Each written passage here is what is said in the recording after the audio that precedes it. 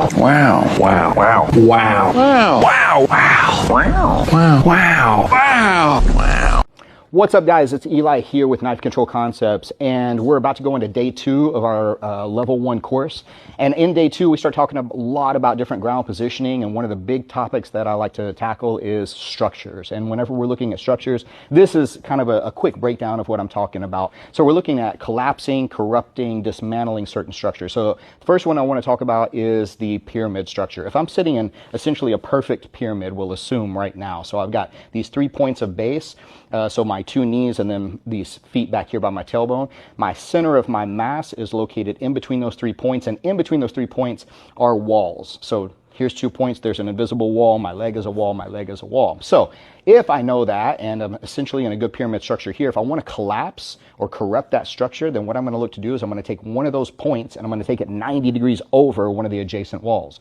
If you do that, so I take this knee over this wall over here, either I'm going to collapse here this way, or I'm going to have to reset the structure. If I reset the structure, it's going to look something like this here, where I post on my arm, either elbow or hand, something like that. Now, essentially, I've got a new pyramid of structure, right? So you can continue to do that all across the body. So if I understand how to take one of those points over one of those walls, then that's one way that we can topple the structure. Now, if you really want to collapse the structure, what you're going to look to do is separate 2 of the remaining points. So essentially, if I have a pyramid here where I've got 1, 2, 3 points of base and then invisible walls in between those, if you start to separate those two of those 3 points, then what's going to tend to happen is you're going to collapse that structure down like that. Now, when we combine those 2 elements like that, where you're taking a point over and you're separating the remaining 2 points, you redouble your efforts to be able to collapse or corrupt that structure.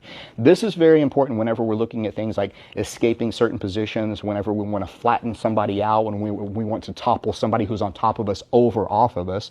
Even standing, a lot of the time, it's how a lot of takedowns will actually work, because even though we're bipedal whenever we're standing, if I understand there's invisible third points and I can prevent that person from taking the necessary step to prevent them from falling down and block their way, then they're going to get tripped up, they're going to get swept, they're going to get knocked over to some degree.